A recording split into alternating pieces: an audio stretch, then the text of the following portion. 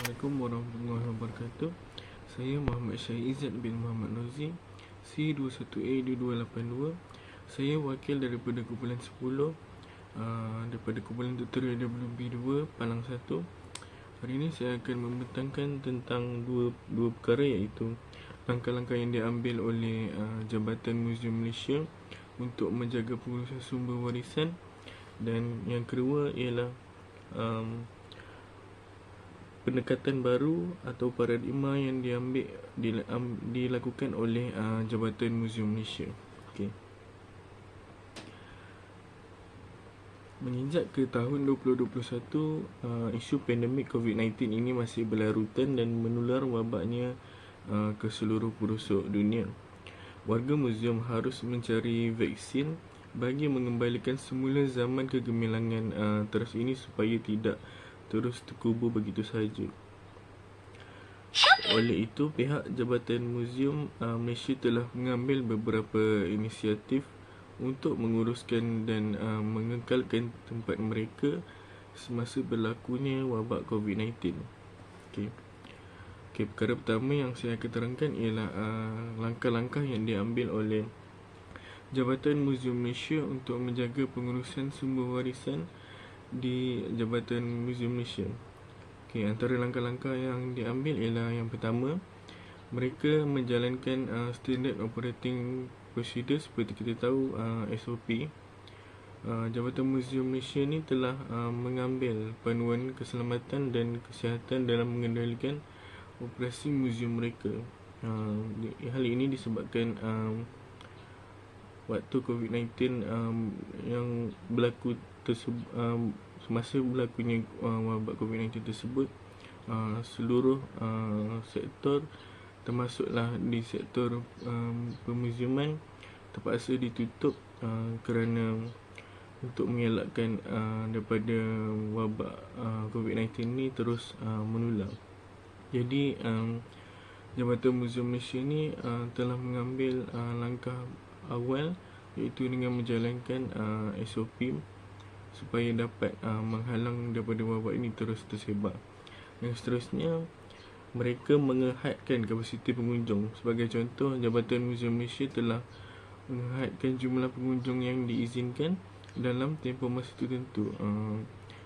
Contohnya, sebelum ni Jabatan Muzium mereka tak kisah berapa bilangan untuk masuk ke dalam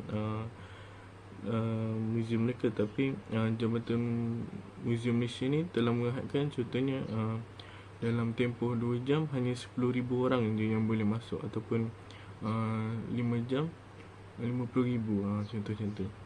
Dan seterusnya, mereka mewajibkan penggunaan penutup muka. Seperti yang kita tahu, di mana-mana tempat pun penutup muka ini adalah sangat wajib dan antara cara yang efektif untuk menghalang daripada wabak COVID-19 ni terus menular. Contohnya, semua pengunjung diwajibkan memakai penutup muka ketika berada di dalam maupun di luar muzium ni. Dan seterusnya, mereka juga menyediakan penggunaan pembersihan. Contohnya, Jabatan Muzium Malaysia ni dia telah menyediakan penggunaan pembersihan tangan secara meluas bagi pengunjung sebelum memasuki dan meninggalkan muzium. Sebagai contoh, kalau kita masuk muzium, tentu kita ada pegang-pegang untuk kita tengok apa yang menarik dalam barang-barang yang ada dalam muzium tu. Maknanya lepas mereka sentuh benda barang yang ada dalam muzium tu, mereka hendak membasuh tangan sebelum ataupun selepas mereka keluar masuk daripada muzium tersebut. Okey. Dan yang terakhir sekali, mereka mewajibkan pengiraan suhu badan. Macam kita tahu yang dia ada macam dia scan suhu tu kat kepala kita.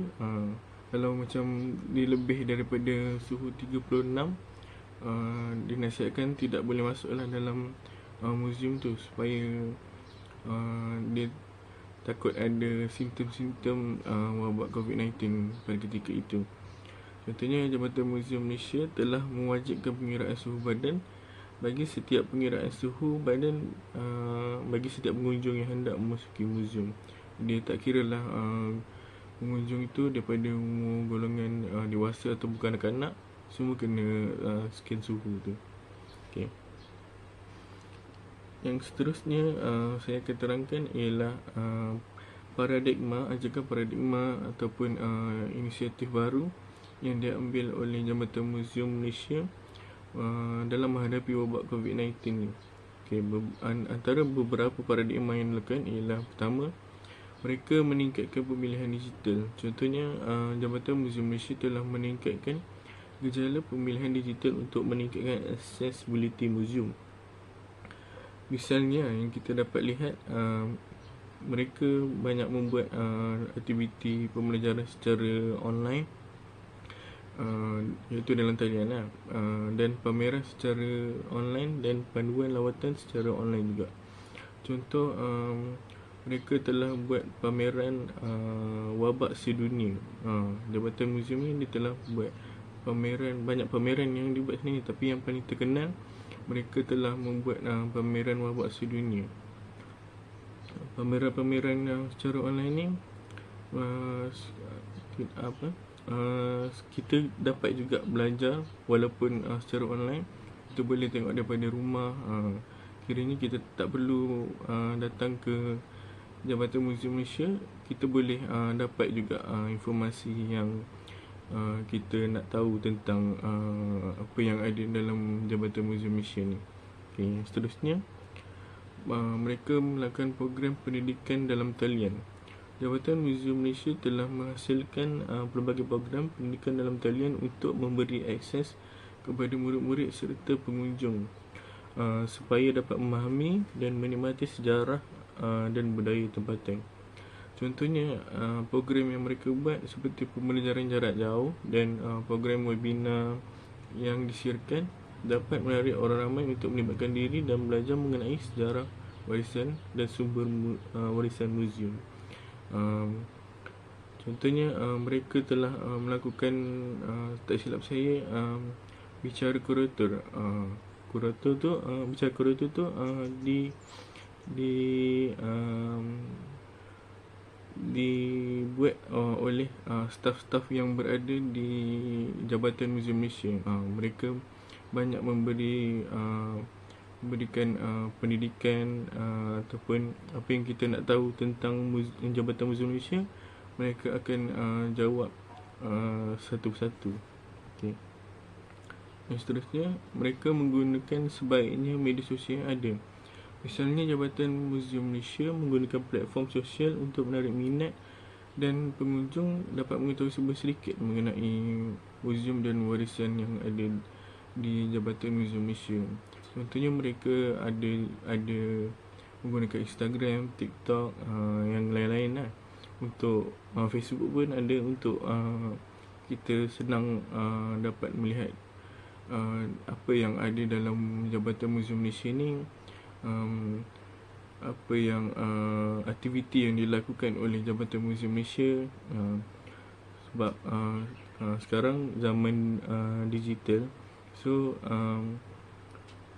platform media sosial ni bagi saya adalah cara yang paling efektif. Sebab golongan muda sekarang dia banyak menggunakan platform di media sosial ni, macam TikTok dengan Instagram.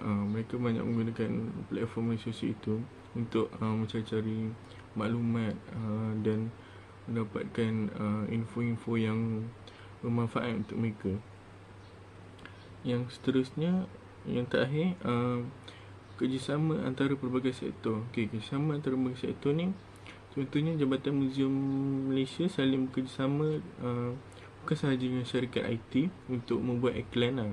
Mereka juga berganding dengan sektor-sektor seperti sektor pelancongan untuk memajukan lagi dalam bidang pemuziuman ni, supaya orang luar tahu bukan bidang muzium ni bukan hanya untuk mengetahui sejarah-sejarah saja, tapi pelbagai info yang lain yang kita boleh dapat tahu melalui Jabatan Muzium Malaysia ni. Contohnya macam di Melaka kita boleh lihat kan, pengunjung banyak datang kerana di Melaka banyaknya sejarah tentang warisan-warisan yang ada di Melaka, dan terdapat banyak muzium yang terdapat di Melaka, dan menyebabkan juga sektor pelancongan ni semakin maju di Malaysia. Oleh itu kita boleh lihat dia saling berkait rapat antara sektor pelancongan dan sektor pemuziuman ni. Okeylah, kesimpulannya, melalui paradigma dan perubahan yang dilakukan ini banyak memberi kesan positif kepada muzium dan pengunjung. Walaupun muzium ditutup secara fizikal kan, tetapi kita masih dapat mengakses melalui platform digital yang disediakan, serta dapat memperkenalkan sejarah warisan yang kaya dan pelbagai yang terdapat di negara Malaysia ni. Okey, sekian saja pembentangan daripada saya, Wakil Kumpulan 10. Sekian, terima kasih.